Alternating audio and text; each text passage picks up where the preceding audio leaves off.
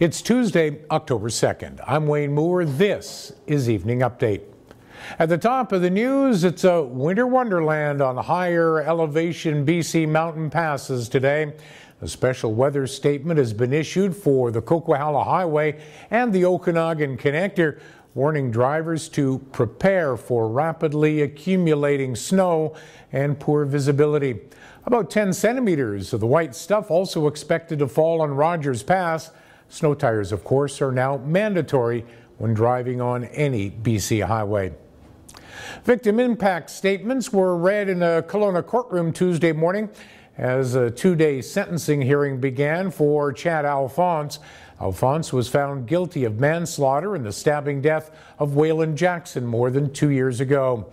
Chad, I'll never forgive you. Maybe one day, but when you die, you'll meet your true judge. Those are the words of Jackson's father, Percy, as he told to the court. Crown and defense will also make submissions before sentencing is imposed. Police are looking for a wanted man they consider violent. Shane Mark Mulholland is wanted for failure to comply with probation order, and he may be in the North Okanagan Kamloops area. Vernon North Okanagan RCMP have made several attempts to locate Mulholland. However, they've been unsuccessful. Castanet has a complete description of Mulholland on our site. A very large jet will spend one more day in Kelowna.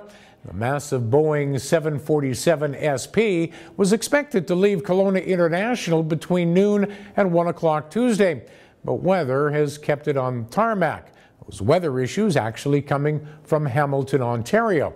According to YLW spokesperson Jessica Hewitt, the plane is planning on flying direct to Hamilton, and the weather there just isn't conducive to have a jumbo-sized aircraft land right now. The plane has been in Kelowna since May. A pair of conservation groups are teaming up to help an endangered South Okanagan species later this week. The World Wildlife Federation and Burrowing Owl Conservation Society both holding a public event Friday to help restore a habitat for the burrowing owl. Members of the public are invited to help install artificial burrows on private property. Kelowna City Council turned down a request by a local farmer to produce medical marijuana on their property. Council, in a 7-2 vote, stayed consistent with previous decisions. While Health Canada requires medical cannabis facilities to have a concrete floor, Council and the province have said those should not be on ALR land. Council has consistently directed those operators to industrial lands instead. Canada's transport minister says travelers aboard domestic flights will be able to carry up to 30 grams of cannabis when it's made legal on October 17th. But Mark Arnault warns against packing it into luggage that's destined outside the country. And the country's airport screening authority says it is yet to finalize procedures for dealing with passengers taking pot through security lines. The Southern Interior Land Trust is looking for the public's help in retrieving collars placed on bobcats and lynx for research this past winter. The harmless collars, which have been tracking the cats' movements to better understand their interaction with climate change, take only hourly data on its whereabouts, which can mean it's tricky for volunteers to zero in on their location to retrieve them. Well, here's a fishtail that needs no exaggeration. Police in the Fraser Valley mobilized a team to help rescue a 2.4-meter sturgeon from a landlocked pond off the Fraser River. The fish, which weighed about 300 pounds, put up a fight as 8 people wrestled it into a sling to transport the fish to the river about a kilometer away.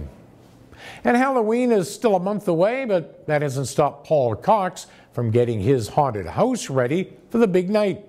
Cox and Clarence Johnson have been busy setting up the Grenfell Road home for a few weeks now. Last year, the display raised $2,400 in cash and collected 4,500 pounds of food for the Kelowna Food Bank. Cox says this year's display will be even bigger than last year.